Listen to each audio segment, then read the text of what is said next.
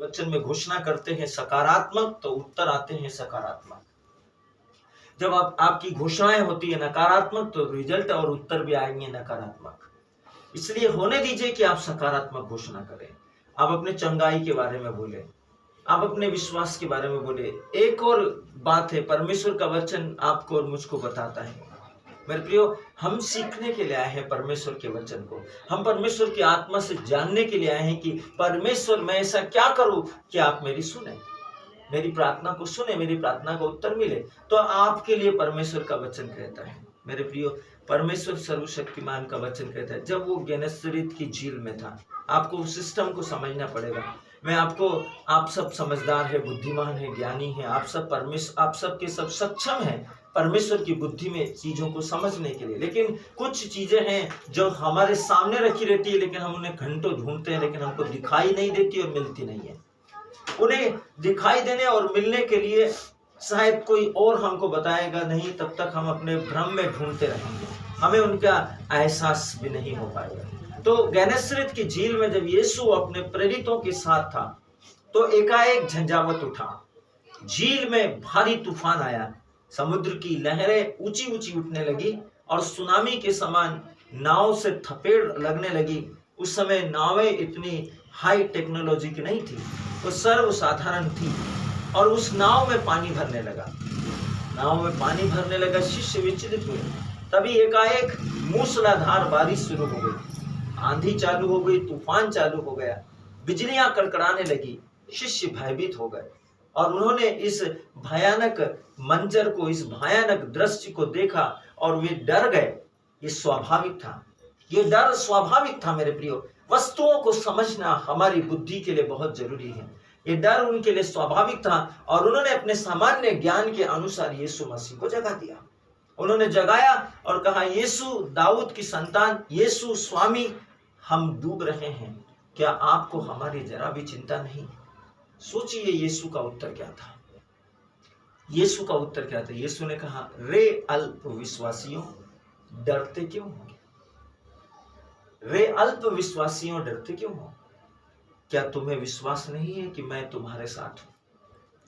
सोचिए मेरे प्रियो, यीशु मसीह उनके साथ है, फिर भी उनके जीवन में डर है।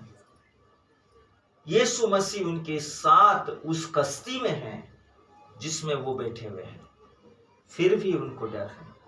यीशु मसीह के साथ होने पर भी उन्होंने तूफान को महसूस किया, आंधियों को महसूस किया, उन्होंने परेशानियों को महसूस किया, चिंताओं को महसूस किया, सताव को महसूस किया, भय को महसूस किया।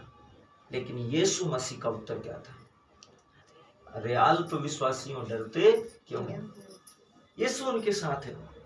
बहुत से बार मसीहों के जीवन में ऐसा ही होता है, विश्वासियों के जीवन में ऐसा ही होता है।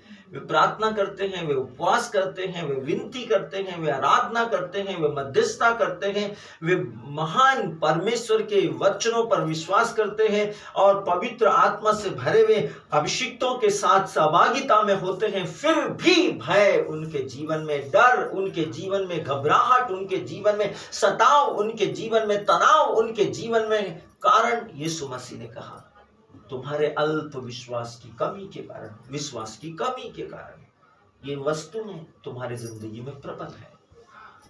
देखिए उसके तुरंत बाद यीशु उठे और अपना हाथ बढ़ाया, कुछ कहा भी नहीं, अपना हाथ बढ़ाया, आंधी थम गई, तूफान थम गया और बारिश रुक गई और समुद्र शांत और मौन हो गया। सब कुछ पहले जैसा बदल गया, सब कुछ बदल गया और जैसा वे चाहते थे वैसा हो गया। यीशु ने कुछ नहीं किया, लेकिन सिर्फ उनको सचेत किया, उनको समझाया, उनको करना क्या चाहिए उस बात के विषय में उनको बताया। वही बातें आपके जीवन के अंदर परिस्थितियां जब होती है, आपको करना क्या है। सोचिए कि एक बार मिस्र से निकलकर इस्राएल के बच्चे कनान की ओर यात्रा कर रहे थे। मार्ग में क्या आया? लाल सागर। वे भुनभुनाने लगे मूसा के विरुद्ध, परमेश्वर के विरुद्ध, और अब बड़ा शोर होने लगा। और किसी ने आकर मूसा से कहा कि मूसा, ये लोग आपके प्रति भुनभुना रहे हैं। तब मूसा ने परमेश्वर से बातें की, तब परमेश्वर ने कहा कि इनसे बोल कि शांत और मौन हो जाए और परमेश्वर के उद्धार को देखें। फिर पीछे फिरौन की सेना जो कि हथियारों के साथ इनको मारने के लिए, नष्ट करने के लिए आ रही, आगे लाल समुद्र, इनके पास कोई रास्ता नहीं है और वो जो है पीछे शक्तिशाली सेना इनको मारने के लिए इनकी ओर तेजी से बढ़ रही है। इनकी जिंदगी में जरूर ये सारी चीजें आएंगी, अशांति आएगी, तनाव आएंगे, डिप्रेशन आएंगे, घबराहट आएगी, बेचैनी आएगी। और ये किसके पीछे थे? ये मूसा के पीछे थे। अब ये किसको बोलेंगे? मूसा को बोलेंगे। मूसा ने क्या किया? मूसा ने परमेश्वर से प्रार्थना की। परमेश्वर ने कहा इनसे बोल शांत और मौन हो जाओ और परमेश्वर के उद्धार को देखो। यीशु ने उस गेनेसरेत की झील में क्या कहा? अल्प विश्वासी डरते क्यों हो? कहने का मतलब था मैं तुम्हारे साथ हूं, फिर तुम डरते क्यों हो? प्रभु यीशु मसीह ने भी यही किया। वे जब चुप हो गए तब उन्होंने क्या किया? उन्होंने आंधी की ओर देखा, तूफान की ओर देखा और वो थम गया। उस इजराइल के बच्चों ने उस दिन क्या देखा? उन्होंने मूसा के द्वारा परमेश्वर के महान काम को देखा। परमेश्वर ने कहा मूसा के द्वारा, जिन मिस्रियों को तुम आज देखते हो फिर इतिहास में उन्हें कभी दोबारा नहीं देखोगे। और वे सब उस दिन जल में मग्न हो गए और नष्ट हो गए, सब के सब मर गए। और परमेश्वर ने उन इजराइलियों के लिए जो तादाद में बहुत थे, समुद्र में ऐसा मार्ग निकाला और वे सूखे पांव समुद्र पार हो गए। सोच, परमेश्वर कहता है वो आपके लिए क्यों नहीं करेगा? आपके लिए क्यों नहीं करेगा मेरे प्रियो? आप उसकी संतान हैं।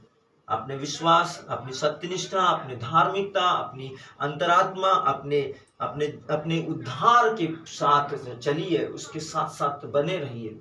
रैप्चर बहुत निकट है। मैं आपको